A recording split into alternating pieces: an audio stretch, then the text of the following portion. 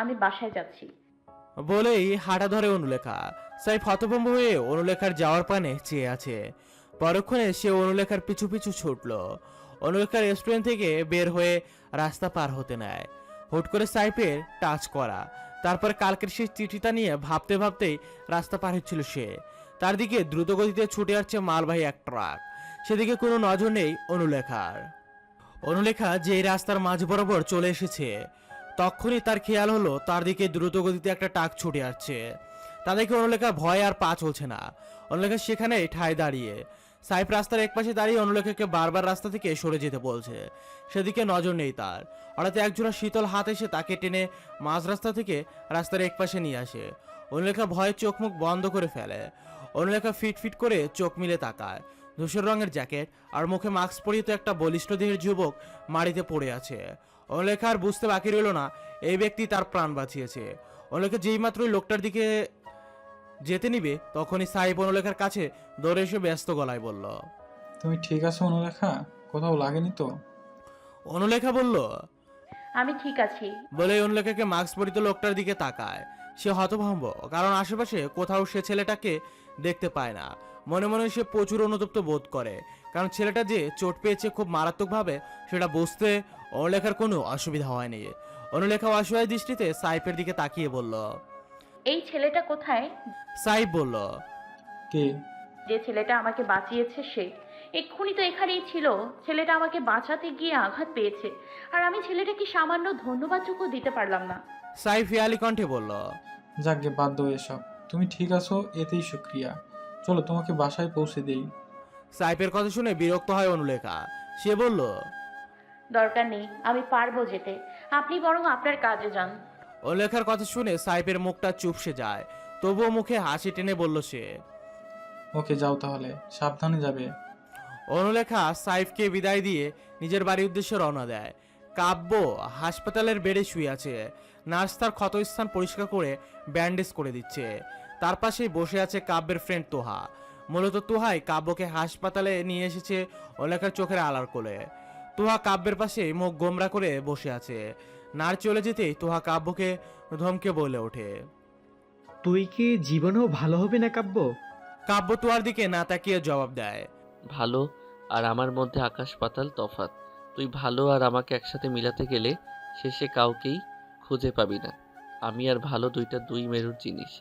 তোহা বলল, তুই এত রিস্ক নিতে গেলি কেন?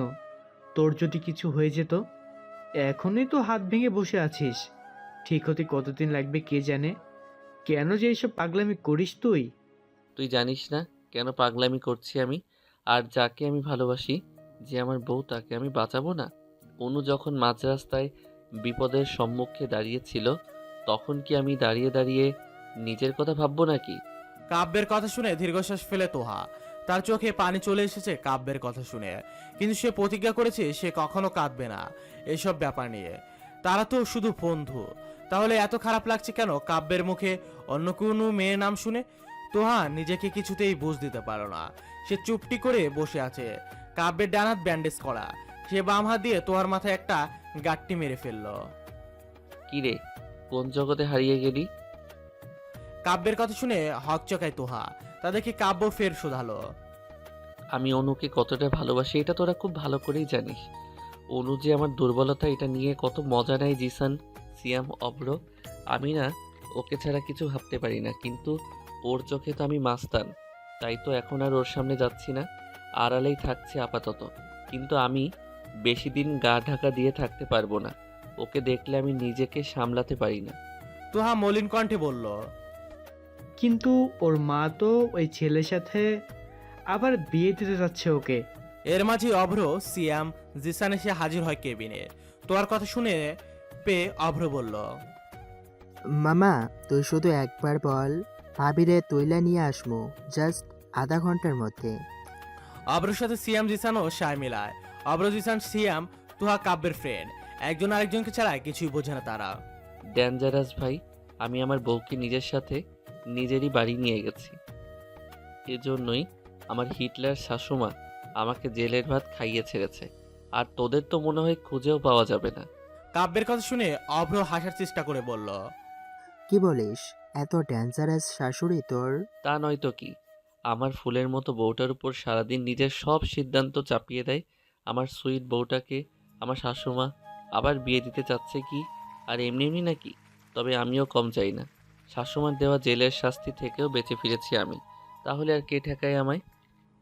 কাব্যের কথা শুনে সবাই হো করে হেসে ওঠে। জিসান উদাস কণ্ঠে বলল, ইস, বাবির মতন শুনছো, যদি তার একটা বোন থাকতো কত ভালো যে হতো, তাই না? জিসানের কথার মাঝে সিয়াম ফোরন কেটে বলল, ভালোই হয়েছে ভাবির ছোট বোন নেই, থাকলে তারে কয় নাম্বার গপ বানাইতে রে শালা পাক্কা প্লে বয়। তোরা সবাইকে ধমক দিয়ে চুপ করতে বলে। সে কিছুটা রেগে বলল, তোগরে কি আমি এখানে পীড়িতের আলাপ করতে আনছি? শালা সব নাটকবাজ কোথাকার। এসব বাদ দিয়ে ভাব কিভাবে কাব্যের বউরে তার বুকে ফিরিয়ে দেওয়া যায়। অভ্র দুষ্টু এসে বলল, হ্যাঁ হ্যাঁ, খুব শীঘ্রই কাব্যর বউকে তার বুকে ফিরিয়ে দিব। কাব্য তার বন্ধুদের পাগলামি দেখে হাসে মনে মনে। কাব্য, জিসান, সিয়াম অভ্রকে দেখে তোহা চলে যায়, তার মাথা যন্ত্রণা করছে বলে। অনুলেখা রিক্সা থেকে নেমে বাড়িতে প্রবেশ করতে হতভম্ব হয়ে যায়। অনুলেখার বাবা মা চাচা চাচি লাগেজ গুছিয়ে সোফায় বসে আছে। অনুলেখাকে দেখা মাত্রই নিমু শিকদার বলল, তৈরি হয়ে নে। কেন? আজকে কি বার? মঙ্গলবার। শুক্রবারে তোমার বিয়ে। অনুলেখার বাবা আর বলা কথাটি শুনে হতভম্ব হয়ে যায় সে। অনুলেখা নিজেকে সামলে বলল, বিয়ে শুক্রবারে মানছি, তা এখন কোথায় যাব? নিমু শিকদার থমথমে কণ্ঠে বলল, তোর বিয়ে ভেঙে গেছে, এটা এবারই সবাই জানে। সপ্তাহ না ঘুরতেই আবার তোকে বিয়ের পিড়িতে বসতে দেখলে সবাই কটু কথা বলবে। আমি বাবা এসব শুনতে পারবো না। তাই তোর ফুপির বাড়িতে বিয়ে ছোট করে একটা অনুষ্ঠান হবে। আমি সব কিছুর বন্দোবস্ত করে রেখেছি। অনুলেখার চোখে পানি চলে আসে তার মায়ের কথা শুনে। সে নিরস্ব গলায় বলল, তোমরা আমার উপর অবিচার করছো না? আমাকে কিছুটা সময় দাও দয়া করে। আমি আর এসব সহ্য করতে পারছি না। আমি তো কোনোদিন তোমার কথা অমান্য করি না আম্মু, তাহলে কেন এত জোর করছো? বলেছি তো বিয়েটা করব, কিন্তু আমাকে কিছুটা সময় তো দিতে হবে নাকি? অনুলেখার কথা শুনে নিমু শিকদার রক্তিম চোখে তার দিকে তাকিয়ে বলল, আমি যা বলেছি তাই হবে। প্রশ্ন করতে এসো না, তাড়াতাড়ি তৈরি হয়ে নাও। অনুলেখা চোখ বেড়ে নোনা জল গড়িয়ে পড়ছে তার মায়ের কথা শুনে, কিন্তু কারো সেদিকে নজর নেই। সবাই যে যার যার কাজে ব্যস্ত। অনুলেখা আর দাঁড়িয়ে না থেকে কাঁদতে কাঁদতে নিজের রুমে চলে যায়। অনুলেখা রুমে এসে ঢুকরে কেঁদে যাচ্ছে। সে কোনো মতে সাইফকে বিয়ে করতে চাচ্ছে না। এমন না যে সে কাব্যকে ভালোবাসে, কেন যেন সাইফকে তার পছন্দ হয়নি। সেখানে বিয়ে করা তো দূরের কথা, কিন্তু তার মাও জেদ ধরে বসে আছে। মাঝখানে সে ফেঁসে গেছে। এসব ভাবতে ভাবতেই বেশ অনেকটা সময় কেটে যায়। একসময় অনুলেখা চোখের পানি মুছে উঠে দাঁড়ায়। রুম থেকে বের হয়ে মায়ের কাছে যায় সে। অনুলেখাকে এখনো তৈরি হতে না দেখে নিমু শিকদার বেশ রেগে যান। তিনি বললেন, সমস্যা কি অনুলেখা? এখনো রেডি হসনি কেন? অনুলেখা স্বাভাবিক কণ্ঠে বলল, আম্মু, আমার ফ্রেন্ড আসবে, ওকে ছাড়া কি আমি বিয়ে করতে পারি? ওকে না বললে তো রাগ করবে। নিমু শিকদার অনুলেখার দিকে ভ্রু কুচকে তাকান, পরক্ষণে বললেন, তো আমি কি তাকে দাওয়াত দিতে বারণ করেছি? আর ওর সাথে তো রেডি হওয়ার কি কানেকশন? তুলি তো ফুপিদের বাড়ি চিনে না, তাই আমি ভাবলাম ও আসলে আমরা দুজন একসাথে ফুপির বাড়ি চলে যাব। দেখো আম্মু, তুমি কিন্তু বারণ করবে না। তুলিকে ছাড়া আমি বিয়েতে একটু এনজয় করতে পারবো না। আর আর মানুষের জীবনে বিয়ে একবারই হয়, তো আমাকে এনজয় করতে দাও। তোমরা যাও, আমি তুলির সাথে বিকেলে চলে আসবো। অনুলেখাকে এত খুশি দেখে নিমু শিকদার তো খুশিতে আত্মহারা। তিনি অনুলেখার প্রস্তাবে রাজি হয়ে বাড়ির সকলকে নিয়ে বেরিয়ে পড়েন অনুলেখার ফুপিদের বাড়ি যাওয়ার উদ্দেশ্যে। পুরো বাড়ি ফাঁকা হয়ে যেতেই স্বস্তির নিঃশ্বাস ছাড়ল অনুলেখা। সে তড়িঘড়ি করে রুমে গিয়ে ব্যাগ গুছিয়ে নেয় তার। সে তৈরি হয়ে বেরিয়ে পড়ল, তবে তার ফুপির বাড়িতে যাওয়ার জন্য নয়, ভিন্ন গন্তব্যে যাওয়ার উদ্দেশ্যে। হাওর নদী পাহাড়ের সিলেটে আছে অপরূপ অরণ্য নৌ। দেখতে গেলে চোখ জুড়িয়ে দিবে সিলেটের চা বাগানও। পাশাপাশি আরও এমন জায়গা আছে যেগুলো হৃদয়হরণকারী। অপরূপ প্রাকৃতিক সৌন্দর্যে ভরপুর দুটি পাতা একটি কুড়ির দেশ সিলেট। প্রকৃতিকন্যা সিলেটের অপরূপ সৌন্দর্য দেখে মুগ্ধ হয় অনুলেখা। এখন সকাল প্রায় 6টা বাজে। শীতের কুয়াশাচ্ছন্ন আকাশের দিকে তাকিয়ে দীর্ঘশ্বাস ফেলে অনুলেখা। কখনো ভাবেনি এভাবে বাড়ি থেকে পালিয়ে অচেনা গন্তব্যে এসে পড়বে সে। পরিস্থিতি আজকে তাকে এখানে আসতে বাধ্য করেছে। অনুলেখা তার মায়ের রাগ ক্ষোভের জন্য নিজের জীবনটা ধ্বংস হতে দিতে চায়নি, তাই তো তার এই সিদ্ধান্ত। এখানে না তার মা আছে আর না কাব্য আছে। সিলেটি অনুলেখার বেস্ট ফ্রেন্ড রাহা থাকে। রাহার সাথে সে ছোটবেলা থেকেই বন্ধুত্ব অনুলেখার, দুজনের গলায় গলায় ভাব। কিন্তু সেই এসএসসি পরীক্ষা দেওয়ার পর রাহা ঢাকা থেকে সিলেট চলে আসে তার বাবার বদলি হওয়ার কারণে। তাদের বন্ধুত্বের জায়গা দূরত্ব তৈরি হলেও কখনো তাদের যোগাযোগ বিচ্ছিন্ন হয়নি। দুজনে সেই আগের মতোই আড্ডা দিত ফোন কলে। কালকে অনুলেখার মুখ থেকে তার পরিস্থিতির কথা শুনে অবাক হয় রাহা। সে সাথে সাথেই তাকে বলে যেন নিজের অমতে কাউকে বিয়ে না করে সে। রাহার কথা শুনে একটু বল পায় অনুলেখা। পরক্ষণে রাহা অনুলেখাকে বলে সে যেন বাড়ি থেকে পালিয়ে যায়। সে যদি বাড়িতে থাকে তাহলে তার মা নিজের জেদের জন্য হলেও তাকে ধরে বিয়ে দিয়ে দিবে সাইফের সাথে। তাই রাহা বলে আপাতত সে যেন তার কাছে এসে থাকে। অনুলেখা প্রথমে রাজি না হলেও পরে সবকিছু ভেবে চিন্তে সিদ্ধান্ত নেয় সে বিয়েটা করবে না এবং বাড়িতেও থাকবে না। তাই এই সিদ্ধান্ত তার। সিলেটের জয়ন্তপুরে রাহাদের বাসা। সবুজে ঘেরা প্রাকৃতিক মাঝে দোতলা একটা বাড়ির সামনে এসে থামে অনুলেখার নিহান।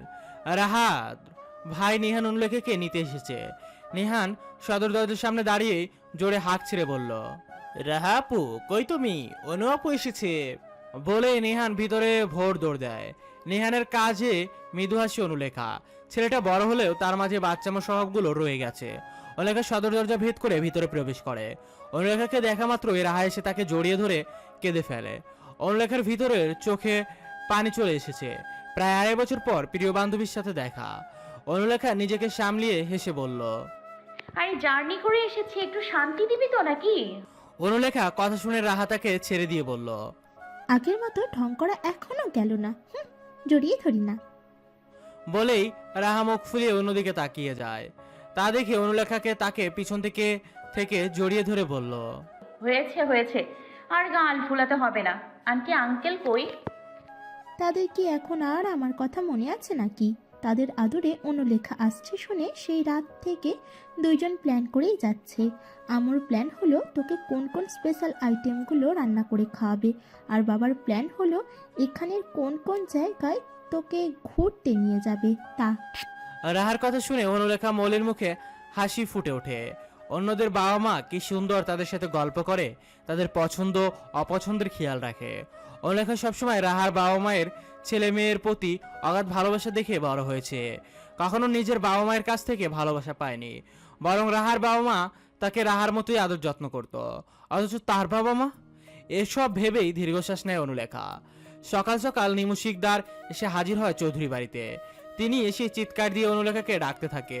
চিৎকার চেঁচামেচি শুনে কাব্যর বাবা মা ড্রয়িং রুমে এসে হাজির হয়। সকাল সকাল নিমুকে নিজের বাড়িতে দেখে কাব্যের বাবা মা দুজনেই অবাক হয়। কলি বেগম বললেন, আপা কি হয়েছে, চেঁচাচ্ছেন কেন? চেঁচাবো না তো কি করবো? অনুলেখা কোথায়? নিমু শিকদারের কথা শুনে কলি বেগম আরেক দফায় অবাক হন, কারণ অনুলেখা তো তাদের বাড়িতে নেই। কাব্য ঘুমাচ্ছে। রাশেদ চৌধুরী বলল, অনুলেখা তো আরও 2 দিন আগেই এখান থেকে চলে গিয়েছে। আমার ছেলেকে জেলে ঢুকিয়েও তোর শান্তি হয়নি, এখন আবার কোন নাটক করতে এসেছিস? নিমু শিকদার রেগে বলল, তোমার ছেলে তো সেদিনই জেল থেকে বেরিয়ে গেছে। তোমার ছেলে যেহেতু একবার আমার মেয়েকে কিডন্যাপ করেছে, তাহলে এখন করেনি তার গ্যারান্টি কি? কলি বেগম বেশ চিন্তিত পড়ে গেলেন। অনুলেখা এখানেও নেই, তার নিজের বাড়িতেও নেই, তাহলে কোথায় গেল? তিনি বললেন, আপা আপনার কোথাও ভুল হচ্ছে, অনুলেখা আমাদের এখানে নেই। কাব্য তো ঘুমাচ্ছে, কিন্তু অনুলেখা কই? কি হয়েছে বলুন তো? কলি বেগমের কথা বিশ্বাস করতে পারলেন না নিমু। তিনি হনহন করে কাব্যের রুমের দিকে যায়। কাব্যের রুমের সামনে এসে এক নাগারে দরজা থাকাচ্ছে নিমু। কাব্য ঘুম ঘুম চোখে দরজা খুলে দেয়। দরজার সামনে দাঁড়িয়ে নিমুকে দাঁড়িয়ে থাকতে দেখে শটানভাবে দাঁড়ায় কাব্য। সে বলল, হাই শাশুমা, কেমন আছেন? সকাল সকাল আমার নিকট এলেন যে? মেয়েকে আমার হাতে তুলে দিতে এসেছেন নিশ্চয়ই। কাব্যের মস্করা শুনে বিরক্ত হন নিমু। তিনি কঠোর কণ্ঠে শোধালো, অনুলেখা কোথায়? নিমুর কথা শুনে কাব্যর ভ্রু কুচকে যায়। তার চোখ থেকে ঘুম পালিয়ে যায়। কথা শুনে সে বিস্ময়কর কণ্ঠে বলল, অনু কোথায় মানে? ও তো আপনাদের বাড়িতেই ছিল। কাব্যর কথা শুনে নিমু ভয় পেয়ে যান। অনুলেখা কাব্যর কাছে নেই তাহলে কোথায়? তিনি ভয়ার্ত স্বরে বলল। তাহলে মেয়েটা কোথায় গেল? কালকে বিকেল থেকেই পাচ্ছি না মেয়েটাকে। মেয়েটা তো তার ফ্রেন্ডের বাসাতেও যায়নি, এখানেও নেই। তাহলে কোথায় গেল মেয়েটা? নিমু শিকদারের কথা শুনে হতভম্ব হয়ে যায় কাব্য। অনুকে পাওয়া যাচ্ছে না। তার অনু কোথায় কিভাবে আছে সব ভাবতে ভাবতেই থমকে যায় কাব্য।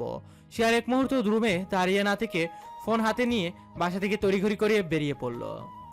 পিচের রাস্তায় দাঁড়িয়ে আছে কাব্য। ভয়ে তার হাত পা কাঁপছে। সে কোনো মতে পকেট থেকে ফোনটা বের করে অনুলেখার নম্বরে কল দেয়, কিন্তু তার ফোন বন্ধ। রাগে ফুটছে কাব্য। সে কি করবে ভেবে পাচ্ছে না। সে সর্বপ্রথম পুলিশ স্টেশনে গিয়ে অনুলেখার হারিয়ে যাওয়া ডায়েরি লেখায়। পুলিশ নিজেদের মতো তদন্ত করছে, কিন্তু এতেও যেন কাব্যর মন শান্ত হলো না। সে ছটফট করছে অনুলেখার জন্য। কাব্য অনুলেখার ফ্রেন্ডদের সাথে যোগাযোগ করার চেষ্টা করে। ডাইনিং টেবিলে বসে আছে অনুলেখা। রাহার বাড়ির সবাই ব্যস্ত হয়ে পড়েছে অনুলেখার পিছনে। একজন একদিক দিয়ে এটা সেটা এনে দিয়ে যাচ্ছে খাওয়ার জন্য। নেহান অনুলেখার পাশের চেয়ারে বসে আছে। সে অনুলেখার উদ্দেশ্যে বলল, অনু আপু, আমরা কিন্তু আজকে ঘুরতে যাব। নিহানের কথা শুনে হাসে অনু। সে বলল, আচ্ছা আচ্ছা, যাব, সবাই মিলে ঘুরতে যাব। মালনীছড়া চা বাগান সিলেট শহরের উপকণ্ঠে অবস্থিত। মালনীছড়া চা বাগানটি সবুজে ঘেরা অনিন্দ সুন্দর। চারপাশে সবুজের সমারোহ। নীল আকাশের নিচে যেন সবুজ গালিচা পেতে আছে সবুজ প্রকৃতি। উঁচু নিচু টিলা এবং টিলা ঘেরা সমতলে সবুজের চাষাবাদ। শুধু সবুজ আর সবুজ, এ যেন সবুজের রাজ্য। পাহাড়ের কিনার ঘেঁষে ছুটে গেছে আঁকাবাঁকা মেঠো পথ। কোথাও আবার ধাবমান পথে ছুটে চলেছে রূপালী ঝর্ণাধারা। বিকাল তখন 4:45 ছুঁই ছুঁই। রাহার পুরো পরিবার আর অনুলেখা ঘুরতে এসেছে মালিনীছড়া চা বাগানে। এখানে সে অনুলেখার বেশি খুশি দেখে কে? চারপাশে শুধু সবুজ আর সবুজ। অনুলেখার ইচ্ছে করছে এই সুন্দর প্রকৃতির মাঝে হারিয়ে যেতে। চারপাশে চা বাগান, পাহাড় আর আঁকাবাঁকা রাস্তা। চা বাগান থেকে চা পাতা তুলছে স্থানীয় শ্রমিকরা। অনুলেখা মুগ্ধ চোখে সেসব পর্যবেক্ষণ করছে। রাহার তার পরিবার অনুলেখার চেয়ে কিছুটা দূরে। অনুলেখা অন্য পাশে ঘুরে ঘুরে সবুজ প্রকৃতি দেখছে। হঠাৎ কেউ একজন এসে তার হাত চেপে ধরতেই হতভম্ব হয়ে যায় অনু।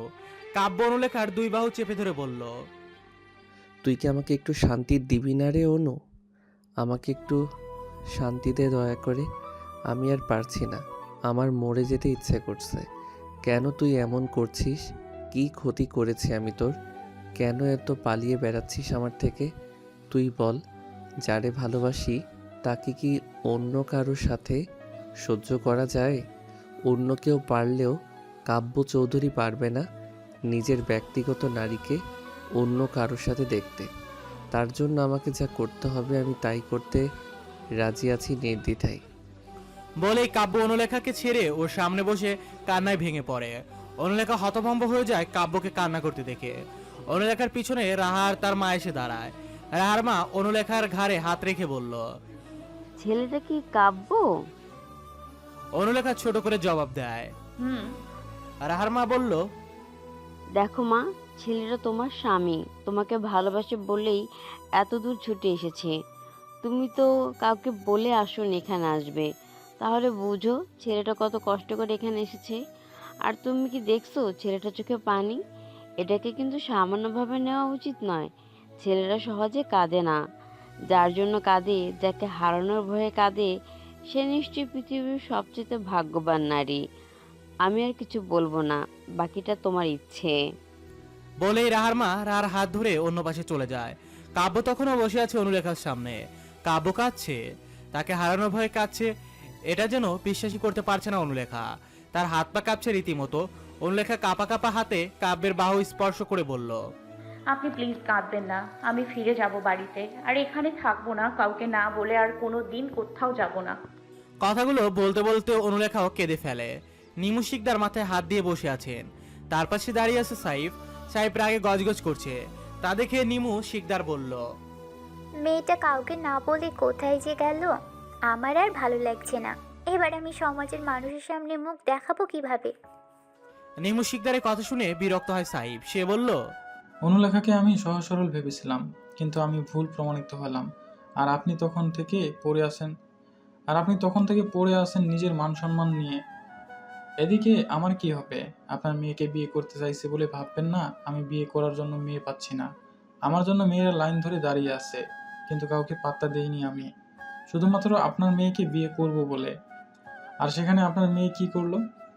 কথাগুলো একদমই বলে থামলো সাহেব। নিমু শিকদার বলল,